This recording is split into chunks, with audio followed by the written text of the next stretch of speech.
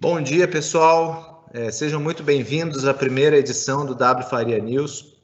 Esse é um projeto que nós desenvolvemos e que vai funcionar da seguinte forma para quem está participando aqui pela primeira vez, é a nossa primeira vez também, mas pela primeira vez de um evento no formato de webinar, tá? Que é isso que nós pretendemos fazer.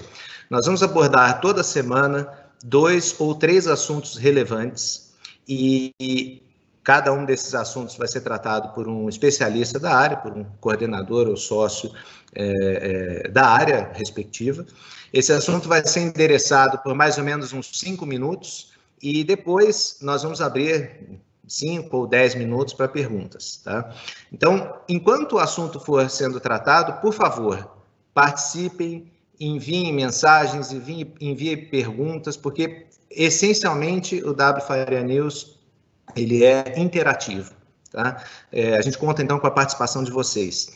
Caso vocês tenham perguntas relacionadas a temas que não foram abordados na apresentação ou nas respostas, por favor, usem o chat e façam essas perguntas também, porque nós podemos posteriormente entrar em contato com você e responder essas dúvidas, ou mais ainda, né? Caso você tenha algum tema a sugerir para que nós abordemos nas próximas edições, por favor, isso vai ser muito bem-vindo.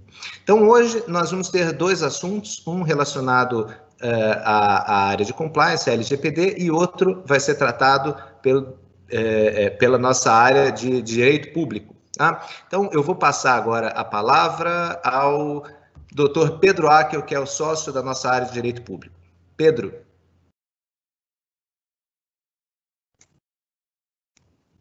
Bom, gente, só um instante. Na verdade, o primeiro a falar é o Albert.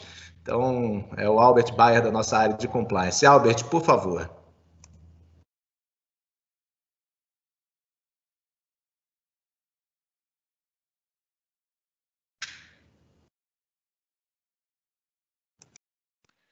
Bom dia, pessoal. Obrigado, Leonardo Mazzillo. Acho que só para me apresentar para quem não me conhece, sou Albert Bayer, eu sou coordenador da área de compliance no W Faria Advogados, a gente tem tratado com diversos clientes a respeito da Lei Geral de Proteção de Dados, né, assuntos de privacidade, e recentemente a gente tem tido bastante novidade, tem sido um tema bastante importante para a gente, né? Então, a gente tem visto aí que tem sido quase que diariamente esse tema trazido para a mídia, no judiciário ou no poder executivo, e tem gerado uma certa insegurança no mercado jurídico, né? Então, a gente queria só esclarecer, ver como é que a gente está lidando com isso internamente. Eu acho que só um pouco de contexto para quem não está acompanhando tão próximo o tema. A gente teve a edição da lei, né? Lá em 2018, a LGPD, né, a famosa LGPD, que previa que a entrada em vigência da lei seria em agosto de 2020, né? Então, a gente está agora em maio, nos próximos 3 meses, a lei já estaria em vigor com todos os seus artigos, né? Ocorre que no começo do ano, no meio da pandemia, foi criado um projeto de lei, o 1179, que previa que a vigência de todos os artigos da LGPD seriam em janeiro de 2021 e as sanções, só aqueles que são as penalidades mesmo, seriam em agosto de 2021, tá? Só que no meio, de novo, mais um capítulo aí que a gente vislumbrou.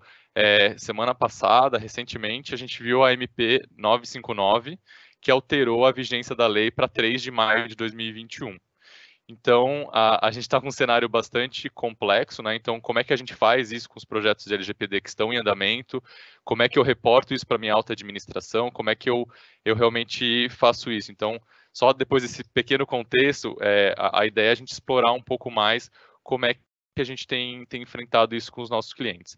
A gente tem projetos de LGPD em andamento, especialmente no período de quarentena. Então, a gente está conseguindo adiantar bastante coisa. Obviamente que algumas etapas elas foram substituídas, especialmente aquelas que exigiam tratamento presencial, como os treinamentos, muitas vezes, reuniões com executivos que estão com outras prioridades nesse momento. A gente tem feito muito mais atividades internas, né, que são atividades de análise de políticas, revisão de contratos, que são atividades que não demandam a gente orquestrar muito a agenda dos executivos, né? Mas assim, os projetos seguem em andamento, a gente tem flexibilizado um pouco o cronograma, porque a gente tem que encarar esse momento como um momento excepcional mesmo, não é um momento comum ou que a gente pode dar uma aceleração nos projetos, né? Mas assim, a nossa equipe está dedicada full time, a gente tem equipe realmente para trabalhar nisso. E acho que um fato curioso que a gente tem visto no mercado, nas principais reuniões que a gente tem de LGPD, são que as pessoas estão interessadas no tema, e a primeira pergunta que elas fazem para o escritório é: vocês têm recursos disponíveis para girar o projeto de LGPD? Porque a gente tem visto que os escritórios eles estão realmente postergando o início, eles estão com poucos recursos, os recursos já estão alocados em LGPD. Então, acho que nem a gente viu algum apagão de alguns produtos, a gente tem visto um apagão também de profissionais de LGPD. Então, eu acho que é um fator bastante interessante a ser considerado, que eu acho que é interessante a gente, o quanto antes a gente começar a fazer isso, o quanto antes de começar a digerir essas informações, a gente precisa tá atento e atualizado.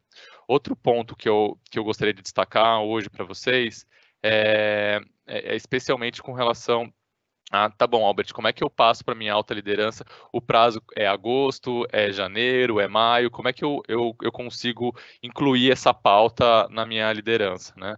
Eu acho que o cenário que a gente tem, que a gente tinha há pouco tempo atrás, era realmente agosto de 2020, então a gente teria 3 meses. Então, quem não tinha começado um projeto de LGPD já estava atrasado, né?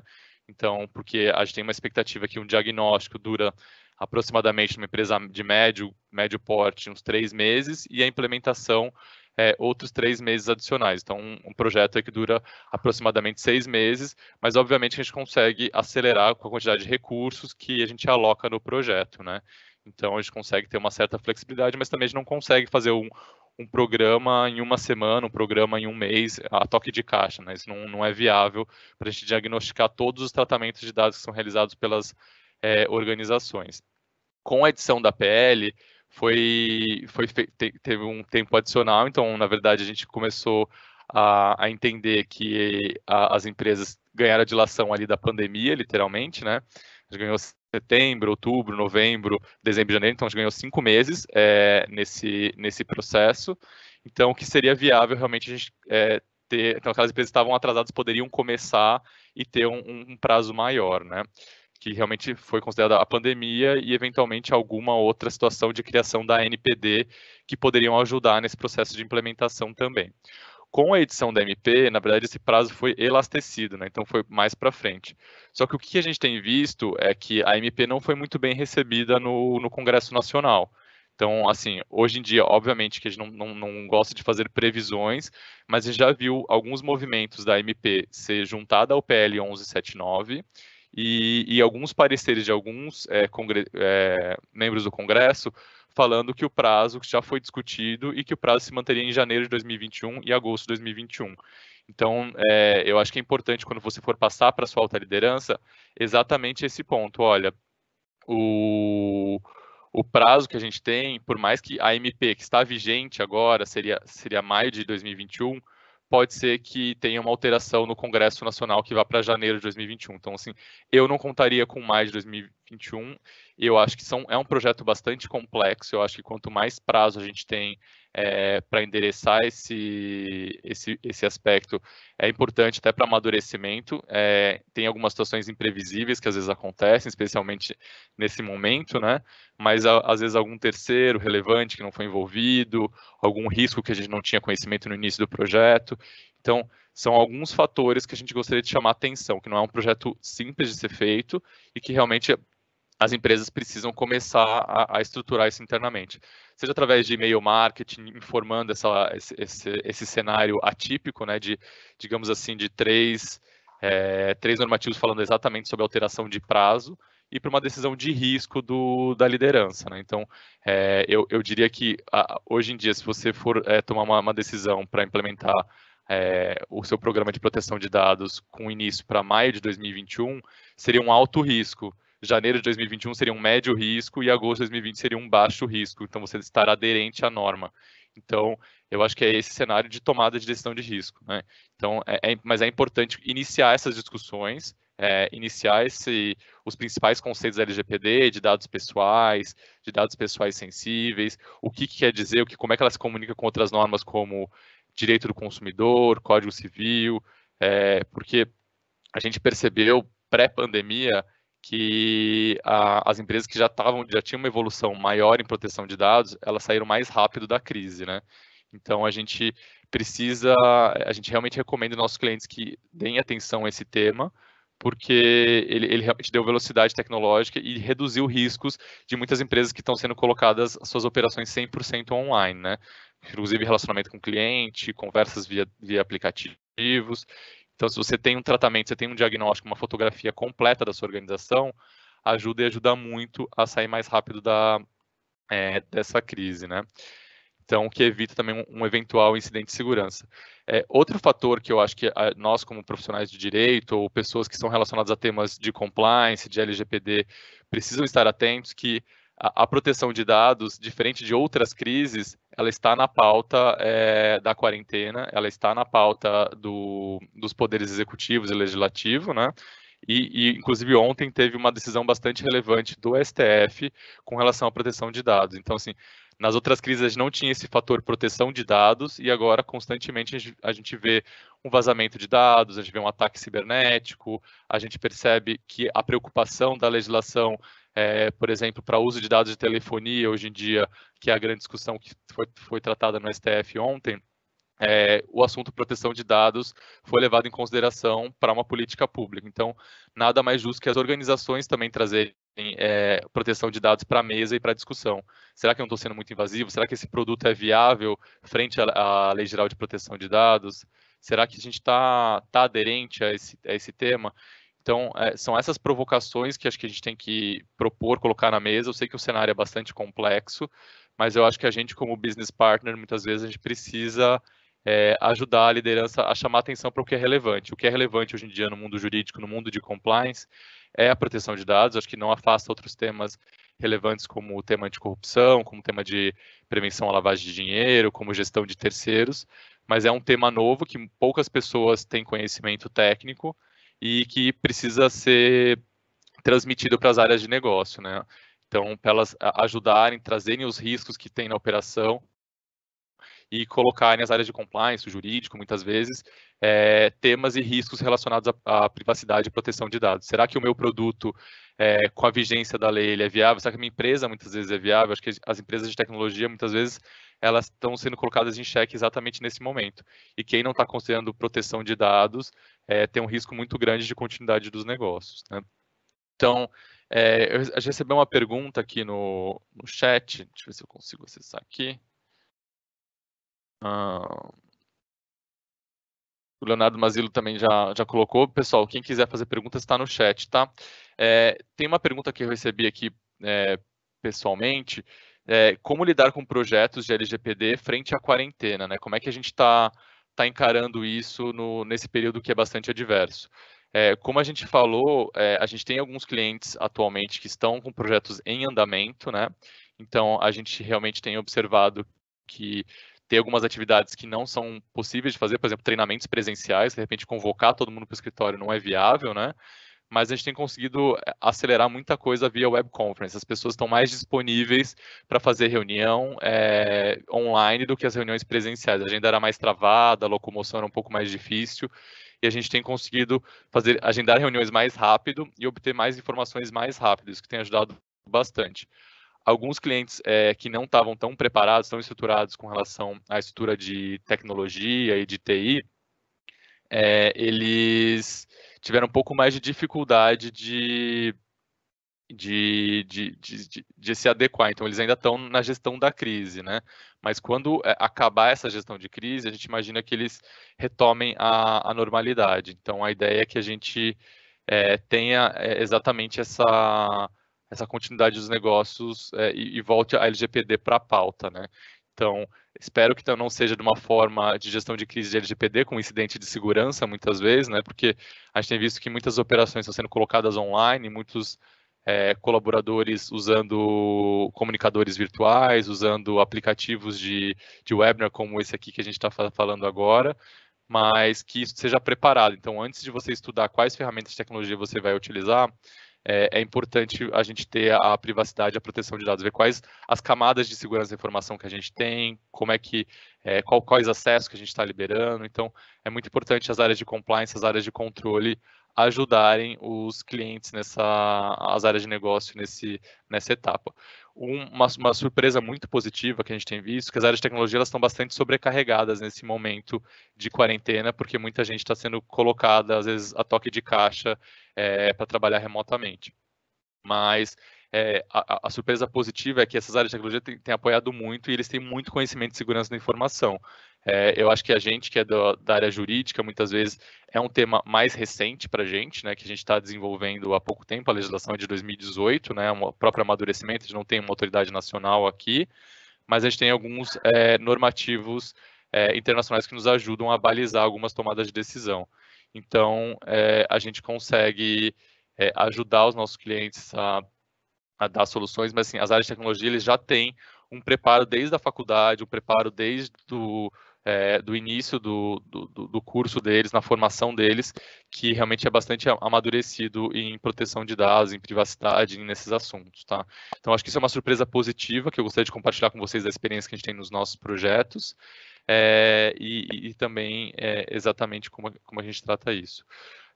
Tem uma outra pergunta, né, também com relação a um aspecto de como lidar com incidente de segurança, né? Eu acho que como a gente está vivendo esse momento de tecnologia mais avançado, muitas vezes a gente tem que responder a uma crise e sem estar com a casa organizada, né? A gente precisa meio que consertar o avião com ele voando, literalmente, né?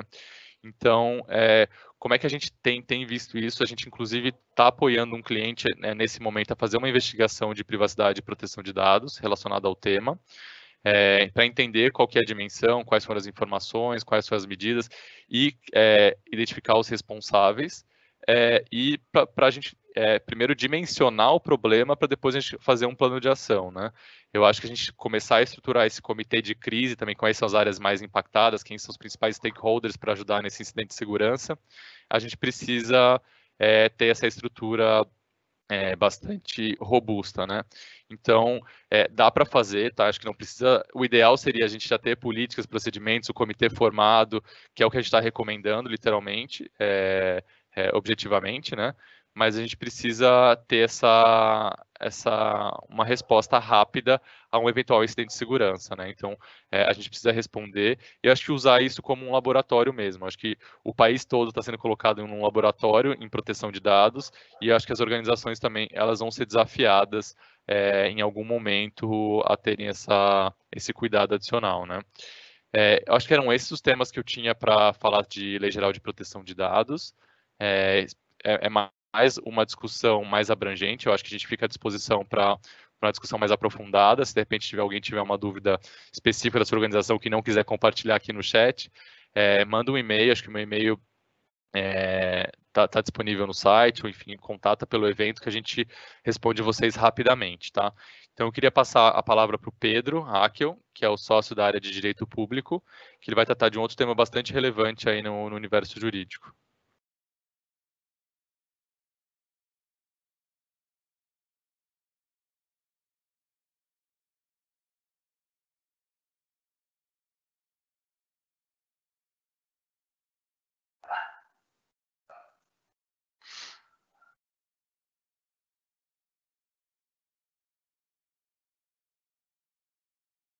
Pedro, acho que você está no mudo.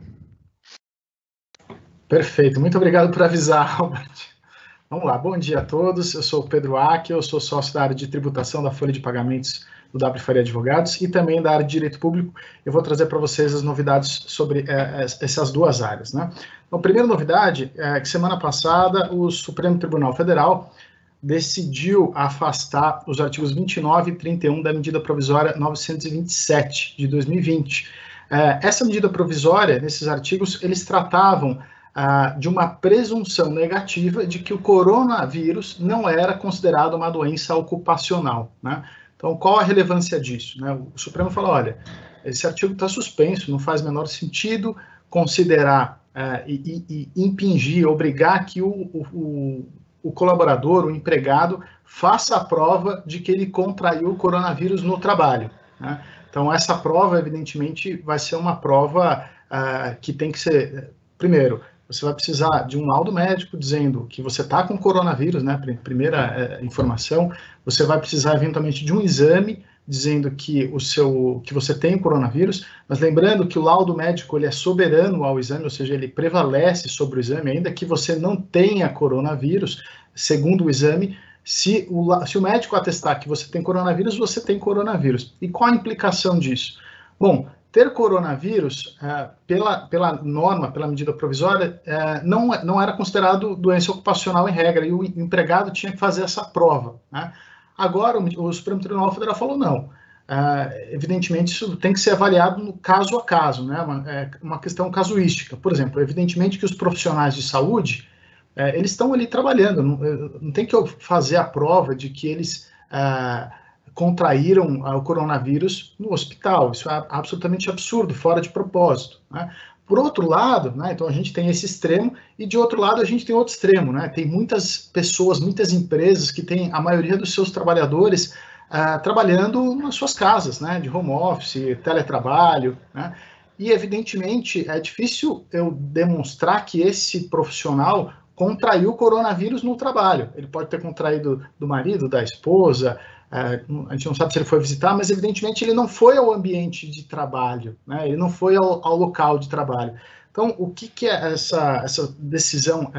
Ela reforça, na verdade, é o seguinte, que as empresas, os estabelecimentos que estão abertos, que estão em funcionamento, eles devem sim reforçar ao máximo a entrega de EPIs para os seus funcionários, né, equipamentos de proteção individual, com o objetivo de que, primeiro, pela saúde do empregado, de que ele não contraia o coronavírus, e de que, evidentemente, se ele contrair, não fique demonstrado que essa é uma doença ocupacional, tá? Qual a relevância de ser considerada uma doença ocupacional, Pedro?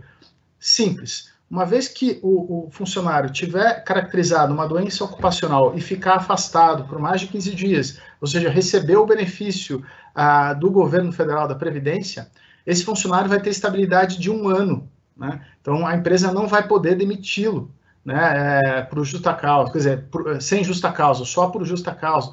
Então, é uma situação bastante delicada. Então, muitos funcionários que eventualmente ficarem afastados, acessarem o benefício da Previdência Social, vão ter direito à estabilidade. E a empresa muito dificilmente vai conseguir fazer uma prova de que o coronavírus não foi contraído no seu ambiente de trabalho. Agora, se ela fizer uma demonstração clara e inequívoca, que desde o dia tal, todos os funcionários foram para casa, que desde o dia tal, talvez aquele funcionário esteja recebendo o valor, mas ele não esteja trabalhando, né? Eu ter todo o escalonamento dos dias que ele trabalhou, ter o escalonamento do período da quarentena que ele ficou, ou quando ele contraiu o coronavírus, talvez eu consiga demonstrar que, de fato, isso não foi, essa infecção não ocorreu dentro do ambiente do trabalho, né? Essa é uma preocupação que a empresa tem que ter agora, porque, assim, algumas empresas, alguns estabelecimentos já tiveram funcionários com coronavírus.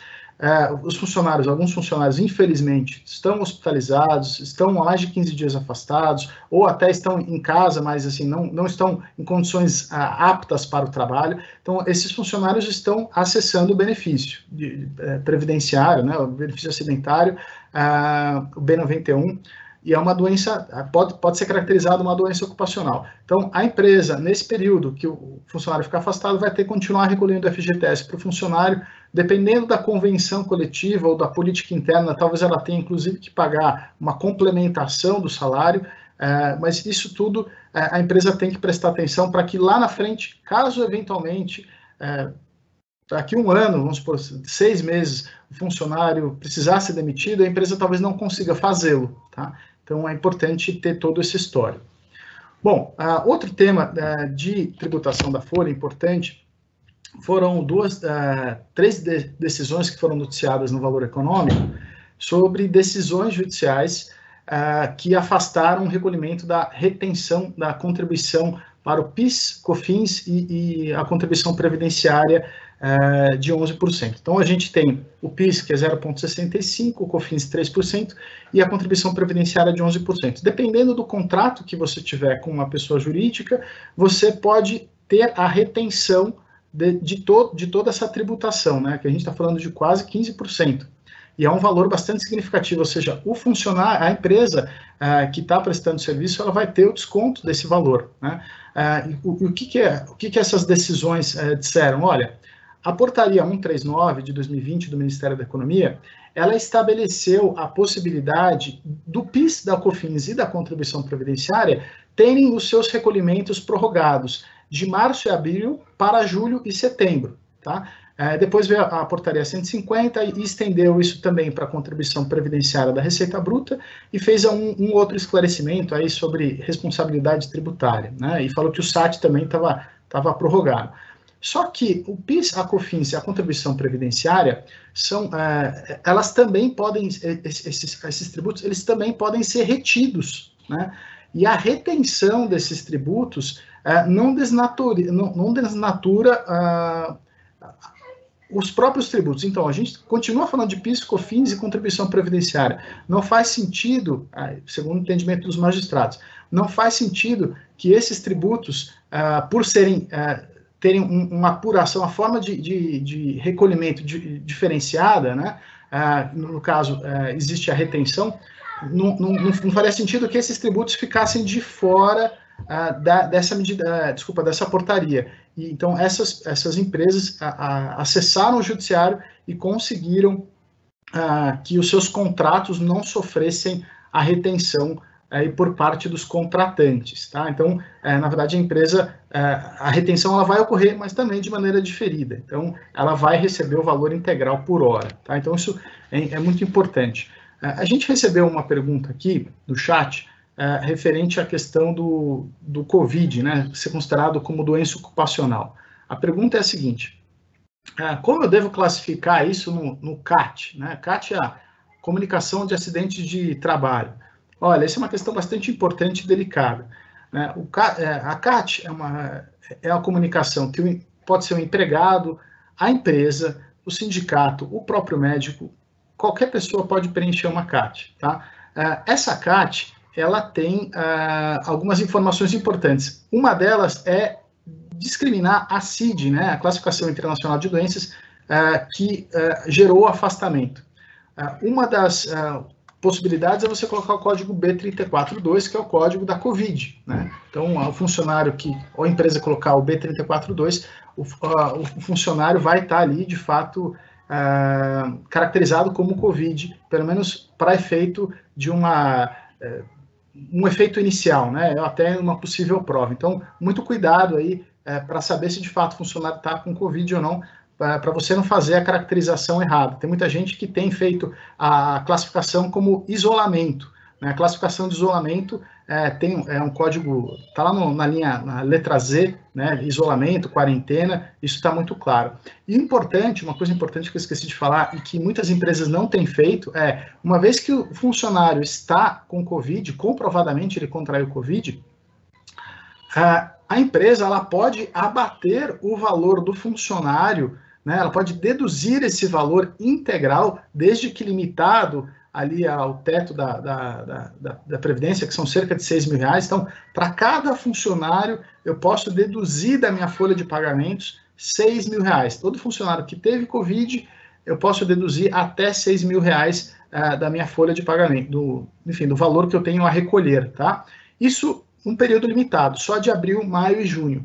Essa é uma questão importante de destacar, porque muitas empresas não viram essa lei, é uma lei de 2020, evidentemente veio no contexto da pandemia, e muitas empresas já fizeram o recolhimento integral das contribuições de março, né, de abril está aí para vencer agora dia 20 de maio, e não fizeram essa dedução. Então, caso você tenha algum funcionário, RH, caso você tenha algum funcionário que tenha contraído Covid, isso tenha sido comprovado, você pode fazer o abatimento do valor do salário dele de até R$6.000 do valor a pagar da contribuição previdenciária do mês de maio, abril e junho, tá? Bom, mudando um pouco de assunto, Outra novidade que nos surpreendeu ontem, uma novidade muito boa, diz respeito à medida provisória 961, que trouxe alterações muito importantes no que diz respeito às licitações e contratos públicos. Tá?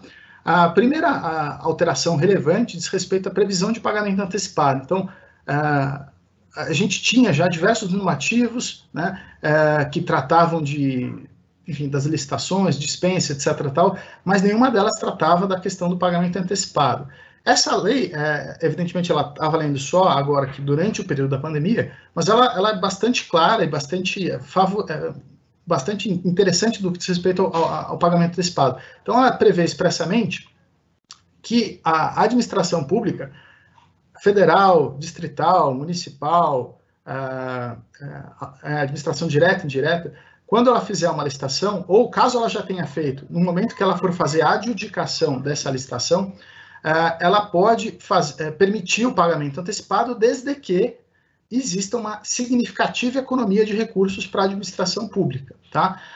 E, evidentemente, ou, na verdade, esse pagamento antecipado seja uma condição indispensável para assegurar que o bem ou o serviço seja prestado, tá? A medida provisória também estabelece outros requisitos aí para classificação, como tem que ser esse pagamento antecipado, mas como são vários, acho que não convém aqui a gente ficar tratando deles aqui nesse bate-papo bastante rápido. Uma questão importante, essa medida provisória se aplica aos contratos atuais? Sim, se aplica aos contratos atuais firmados a partir da sua vigência, assim como aos contratos anteriores, tá? Outra novidade bastante importante, né? Então, a administração pública, ela tem existe a dispensa de licitação, né, de contratação para serviços, hoje, de R$ 17,6 mil, R$ 17.600, e para obras e serviços de engenharia de R$ 33 mil. Esses valores passaram a ser de 50 mil para serviços e de 100 mil para obras e serviços de engenharia e demais contratações. Então, na verdade, isso é importante porque o poder público agora pode contratar diretamente, né, com a dispensa de licitação. Isso é muito relevante, tá? Isso é muito relevante. Outra coisa muito importante diz respeito à aplicação do RDC a atos e contratos firmados durante o período da pandemia, tá? Isso é algo, assim, talvez uma das notícias mais importantes. O RDC, ele é muito relevante, ele é muito expedito, né? É um regime diferenciado de contratação. Ele tem prazos diferenciados, né? Um processamento diferenciado, tem algumas regras diferenciadas no que diz respeito a sigilo dos preços. Então, ele é o regime que já é usado para grandes obras, etc. Tal, e ele vai ser utilizado aqui, é um regime bastante expedito. Bom, da parte de direito público, deixa eu ver se tem alguma pergunta aqui no chat. Tá. Bom, não tem nenhuma pergunta no chat. Agradeço a vocês. Vou passar aqui a palavra ao Leonardo e ao Bruno. De toda maneira, fique em casa, fique conosco. Até semana que vem.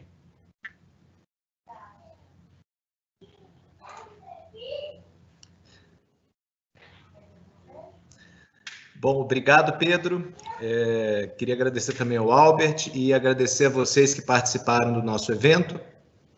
Aguardamos vocês na próxima quinta-feira, provavelmente. Essa foi a primeira edição do W Faria News. Por favor, façam seus comentários, enviem perguntas, enviem sugestões de temas, que nós vamos ter o maior prazer de abordá-los nas nossas próximas edições. Então, cuidem-se, fiquem em casa e até semana que vem. Tchau, tchau, gente.